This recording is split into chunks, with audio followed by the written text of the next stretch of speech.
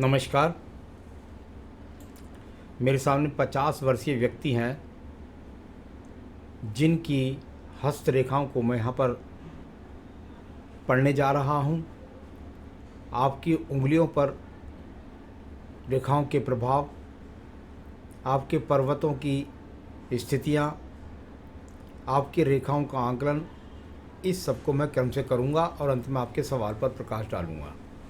सबसे पहले बात कर लेता हूँ मैं आपकी सबसे छोटी उंगली कनिष्ठा उंगली के बारे में। कनिष्ठा उंगली, यदि मैं इसकी लंबाई को देखता हूँ तो ये कुल मिलाकर के वहाँ सूर्य के प्रथम पर्व तक नहीं पहुँची। यानी ऐसे व्यक्ति के जीवन के अंतर्गत संघर्ष से स्वयं को सिद्ध करना, मुफ्त का चंदन नहीं, अपने संघर्ष से स्वयं को सिद्ध कर देता है।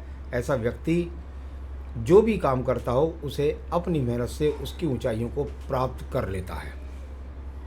संघर्ष उसके जीवन में अवश्य आता है। प्रथम पर्व से यहाँ पर यदि मैं देखता हूँ तो उस पर कुछ माइनस रेखाओं का प्रभाव है। बस थोड़ा सा जल्दीबाजी से बचे, किसी प्रकार से भ्रमित ना हो और अपने आप में मानसिक स्थिति को मजबूत रखना है। इसके लिए योगा प्राणायाम करते रहें। कभी कभी एलर्जी के रोग भी ऐसे स्थितियों में देखने में आते हैं। सेकंड पर्वत की जो स्थितियां हैं, हमारे विज्ञान में जब खड़ी हुई रेखाएं मजबूती के साथ हों और उस पर दो रेखाएं माइनस भी लग जाएं तो कुल मिलाकर आप वाणी से धन तो कमा रहे हैं, परंतु वाणी की अति से बचे, किसी का मन न दुखे, इस प्रकार का वाणी पर थोड़ा सा नियंत्रण करके बोलें। तीसरा पर्व, फिर यहाँ पर बहुत मोटी मोटी खड़ी हुई रेखाएं, उसमें फिर माइनस रेखाएं। जब जब ये मोटी खड़ी रेखाएं व्यक्ति के किसी भी हाथ में मिल जाएं तो जो माइनस रेखा है उनके प्रभाव को प्रभावी नहीं होने देते। इसका मतलब व्यक्ति के पास में जो धन के आगमन है उसमें कभी कभी रिस्क लेने के कारण उसको नुकसान भी उठाना पड़ जाता है, ऐसा कह सकता हूँ। और वो कारण होगा सिर्फ और सिर्फ जल्दबाजी का। सूर्य की उंगली का प्रथम पर्व, आपको यदि कोई बीपी से संबंधित रोग है या आंखों पर चश्मा लगना है या किसी भी प्रकार से तनाव आता है तो उसकी जो भी दवाइयाँ आप खा रहे हैं वो बिल्कुल सही है, जिसके कारण उन बीमारियों का प्रभाव आपके जीवन में आगे नहीं आएगा। यहाँ सेकंड पर्वत की स्थिति देखता हूँ तो राज्य सरकार से अगर सहयोग की बात करता हूँ तो किसी प्रकार का दंड नहीं है, सहयोग भी आपको सामान्य रूप से मिल जाता है यदि अपना कोई कार्य निकालने के लिए किसी के पास जाते हैं तब। तीसरा पर्व, यहाँ पर इसमें भी यदि आड़ी रेखाएं हैं तो यहाँ पर मजबूत खड़ी रेखाएं, मैंने बार बार कह रहा हूँ, इतनी मजबूत रेखाएं जब होती हैं तब व्यक्ति की आड़ी रेखाओं को नगण्य कर देती हैं। थोड़ा बहुत ग्रहण का प्रभाव सा समझ लीजिए, लेकिन किसी प्रकार से प्रभाव नहीं होता। यानी व्यक्ति अपने जीवन में अपने पिता का सहयोग लेता भी है और सहयोग देता भी है। थोड़ी सी भाषा शैली पर कभी कभी गर्माहट हो जाती है। यहाँ शनि का प्रथम पर्व, फिर वही बात, यहाँ से पता लगती है आपके जीवन में स्थायी रोग है या नहीं है, और स्थायी रोग है तो कितना प्रभावी है। आपके जीवन के अंदर स्थायी रोग प्रभावी नहीं है। सेकंड पर्वत पर सारी ही रेखाएं खड़ी हुई है। यानी व्यक्ति को, अगर मैं कर्ज की बात करता हूँ तो कोई भी ऐसा कर्ज नहीं जिसको व्यक्ति उतार ना सके। पहले तो ऐसे व्यक्ति पर कर्ज होता नहीं, लेकिन आज का जो देश काल पात्र है उसमें व्यक्ति व्यवसाय के लिए कर्ज ले लेता है तो उसमें दबने वाला व्यक्ति ये नहीं है। तीसरा पर्व, अपने परिवार को संचालन के लिए जाना जाता है। व्यक्ति कुल मिलाकर अपने परिवार का संचालन सही तरीके से करता है।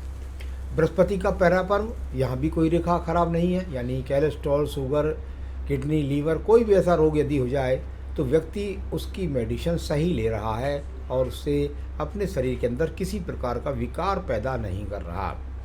सेकंड पर्वत, यहाँ पर अगर मैं देखता हूँ तो ये भी अच्छी रेखा है।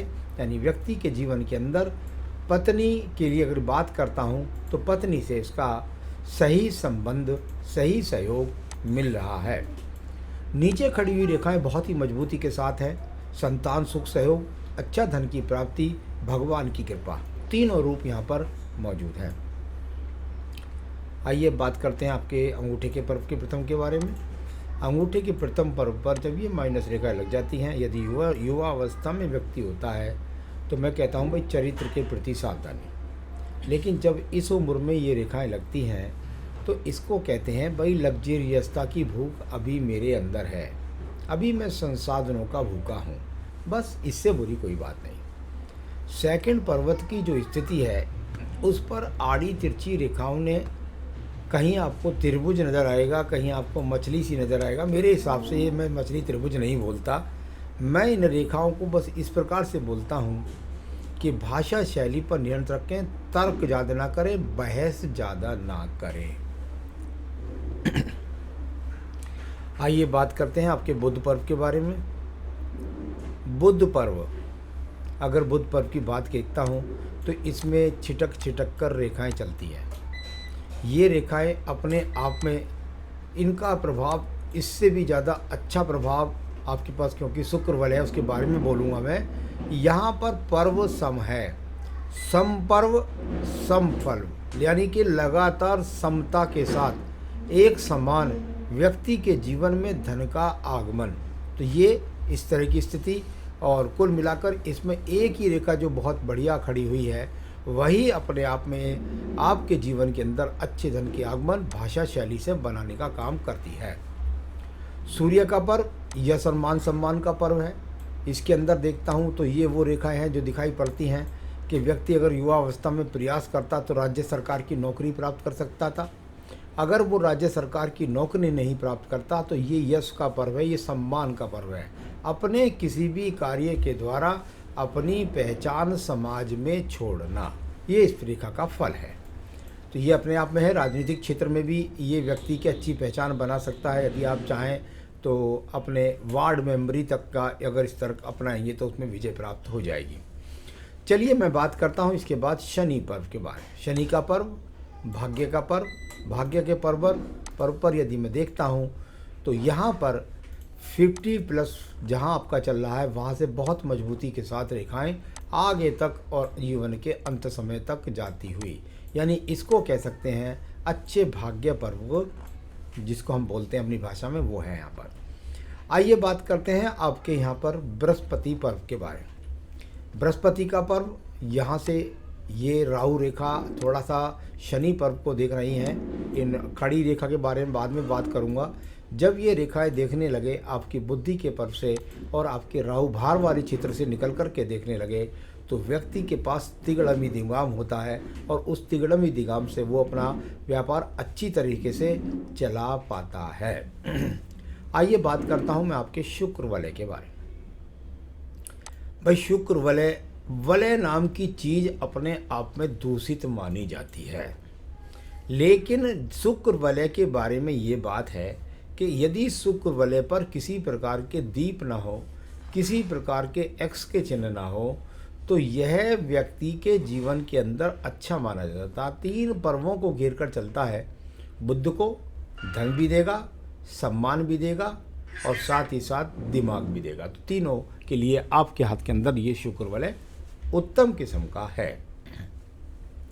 आइए बात करता हूँ मैं इसके बाद, पहले निम्न मंगल की बात करूँगा, फिर आपकी एक रेखा के बारे में बात करते हैं। ये निम्न मंगल और ये निम्न मंगल पर्व से निकलने वाली कर्म रूपी रेखाएं और इसकी एक शाखा अगर देखें तो घूम फिर करके आपके सूर्य से बुध पर्वत से निकल करके चलती हुई, यानी भाग दौड़ के बाद व्यक्ति अपने जीवन के अंदर धन के सुंदर आगमन बनाने का जो प्रयास करता है उसमें उसको सफलता प्राप्त होती है। कर्म रूपी रेखाएं हैं, व्यक्ति स्वप्न नहीं देखता, कर्म करता है।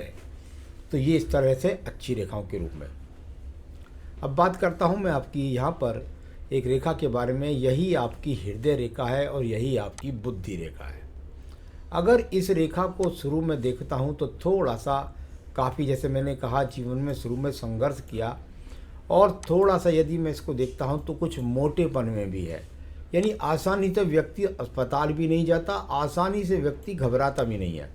मन मजबूत है, बुद्धि भी मजबूत है, लेकिन मन और बुद्धि जब दोनों एक साथ मिल जाएं, व्यक्ति अपने परिवार को बहुत ज़्यादा प्यार करता है और इसके कारण वो अपने भाषा शैली में स्ट्रिक्टता रखता है, बहुत कड़कपन रखता है, जिसके कारण घर के लोग उसको समझ नहीं पाते हैं।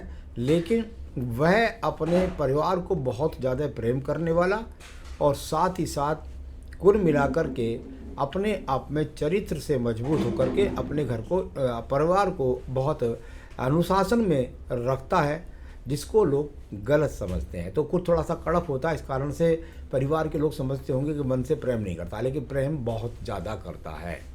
आइए बात करता हूँ मैं इसके बाद में आपके द्वितीय मंगल पर्व के बारे में।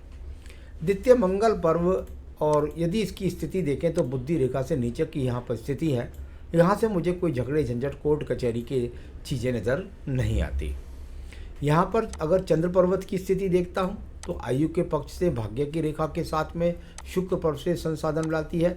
व्यक्ति के जीवन के अंदर किसी भी प्रकार की डिप्रेशन की रेखा नहीं, और साथ ही साथ व्यक्ति के जीवन के अंदर किसी भी प्रकार से अगर मैं कहूँ तो गलत खान पान की स्थिति यहाँ पर दिखाई नहीं पड़ती है। तो चरित्र से भी मजबूत है और अपने आप में वैसे भी। यहाँ भाग्य रेखा की स्थिति देखिए, थोड़ा सा कभी कभी देखने में आता है कि जब भाग्य रेखा आपकी ज़्यादा नीचे वाले पर्व से निकलती है तो जहाँ हमको बोलते हैं कि भाई दूर स्थान से संबंध, तो कभी कभी देखने में आता है कि व्यक्ति कुछ व्यवसाय ऐसा करे। कभी कभी मैंने बहुत सारे लोगों को देखा है जो लोग अपने जीवन के अंदर एक तरह से ब्याज बट्टे का काम करते हैं, या एक तरीके से कह सकता हूँ कुछ उनके काम में इस तरह का इन्वॉल्वमेंट होता है। कई बार मैंने देखा है लोग चरस भांग या अन्य ऐसा व्यापार करते हैं जो समाज की स्थिति में कुल मिलाकर ठीक नहीं कहलाता, लेकिन व्यक्ति उससे धन कमाता है। यहाँ कुल मिलाकर के आपके जीवन के अंदर इस तरह का है या नहीं है वो एक अलग बात है, लेकिन अच्छी व्यापारिक रेखा चंद्र पर्वत से निकलकर भाग्य पर्व तक पहुंच रही है। इसको बहुत सुंदर भाग्य रेखा बोलते हैं। यहाँ पर ये संसाधनों की रेखा कुल मिलाकर के जब शुक्र पर्व से निकल कर के बुध पर्व को देखती है, व्यक्ति अच्छे लग्जीरियस जीवन को जीना चाहता है और जीता भी है। तो कुल मिलाकर ये बहुत सुंदर रेखाएं आपके पास यहाँ से निकलने वाली, जो आपकी इच्छाओं को आपकी मेहनत से ही पूरा करने में समर्थ है। यहाँ बात करता हूँ मैं आपके शुक्र पर्व के बारे में। संसाधनों का शुक्र पर्व और सारी रेखाएं ऊपर की तरफ देखती हैं। ज़्यादा रेखाएं जितनी ऊपर को देखें उतनी व्यक्ति की ज़्यादा इच्छाएं पूरी होती हैं। तो सारी रेखाएं यहाँ पर आपके पक्ष के अंदर हैं। मणिबंध में भी 3 मणिबंध बन रहे हैं। थोड़ा भले ही चटकदार है, थोड़ा बहुत स्वास्थ्य खराब रहेगा, लेकिन ये काफ़ी इच्छाओं को पूरी करने वाली होती है और लॉन्ग लाइफ के लिए भी। चलिए अब बात करता हूँ मैं आपकी आयु रेखा के बारे में। अब इस रेखा को देखिए और समझिए। यहाँ से ये रेखा सीधा बृहस्पति पर्व के अंदर गई। यहाँ से यहाँ बृहस्पति पर्व के लिए यदि आपने मेरे आयु के खंड के अगर आपने मेरे एपिसोड देखे होंगे तो ये मैंने बताया कि अगर लंबी आयु किसी व्यक्ति की है तो मणिबंध के साथ साथ यदि बृहस्पति तक रेखा पहुंच जाए तो व्यक्ति की बहुत लंबी आयु होती है। कभी कभी तो 100 वर्ष तक भी जाते हुए मैंने ऐसे व्यक्तियों के देखा है। तो कुल मिलाकर ये वो रेखा भी है साथ ही साथ जो आयु रेखा से निकल रही है, बृहस्पति को पहुंचती है। यानी बृहस्पति किसका कारक? धन का कारक। धन भी मिलेगा, संतान सुख भी मिलेगा, अच्छा मकान वाहन भी मिलेगा और इसी आयु में मिलेगा। तो ये इस तरह से मैंने आपको सारी हाथ की रेखाओं के बारे में बताया। आपको के सवाल को देख लेता हूँ। मेरा आने वाला फ्यूचर रीडिंग करनी है तो आने वाले मेरा बिजनेस का फ्यूचर कैसा है? मेरे हिसाब से बहुत ही अच्छा आपका आने वाला भविष्य है और किसी भी परेशानी आपको वैसे मैं 5 साल तक ही बोलता हूँ, लेकिन मुझे अगर आज की रेखाएं ऐसे ही रहती हैं तो मुझे नहीं लगता जीवन भर में आपको अपने व्यापार में किसी प्रकार का उतार का सामना करना पड़ेगा। तो अच्छा बिजनेस का फ्यूचर है। आपने कहा मेरे फार्म हाउस की इच्छा पूरी होगी या नहीं। यहाँ पर आपकी आयु रेखा पर भी कोई परेशानी का विषय दिखाई नहीं देता। यहाँ पर आपकी जीवन के अंदर किसी भी प्रकार की मुझे जो बृहस्पति पर्व का इन्वॉल्वमेंट में भी कोई कमी नहीं आती। मेरे हिसाब से आपकी इच्छा बहुत जल्द 3 से 4 साल में पूरी हो जानी चाहिए। बच्चों का फ्यूचर के लिए बृहस्पति आपका इन्वॉल्वमेंट सही है और साथ ही साथ संसाधन का शुक्र वाले भी ठीक है। तो बच्चों का भविष्य बाकी तो उनकी जन्मपत्री बताएगी, लेकिन आपको सहयोग करेंगे ये यहाँ आपका हाथ बताता है। आपकी पूजा पाठ बता देता हूँ। यदि आप चाहते हैं लगातार और तरक्की उन्नति चलती रहे तो पूजा पाठ बनती है आपकी हनुमान जी की पूजा और साथ ही साथ ओम ब्रह्म बृहस्पति नमः। बस बृहस्पति को अच्छा और ज़्यादा करना है, ओम ब्रह्म बृहस्पति नमः, क्योंकि आप बिजनेस को और अपनी इच्छाओं को ज़्यादा जो बृहस्पति कारक है उसको मुझे मजबूत बनाना है। ओम ब्रह्म बृहस्पति नमः की 3 से 5 माला आपको रोज़ाना करनी है। रत्न बनता है मेरे हिसाब से आपका पुखराज। तो कुल मिलाकर पुखराज आप धारण कर सकते हैं। इससे आपके बाकी की इच्छाएं और को पूरी होने में ये आपको सहयोगात्मक रूप से मदद करेगा। नमस्कार।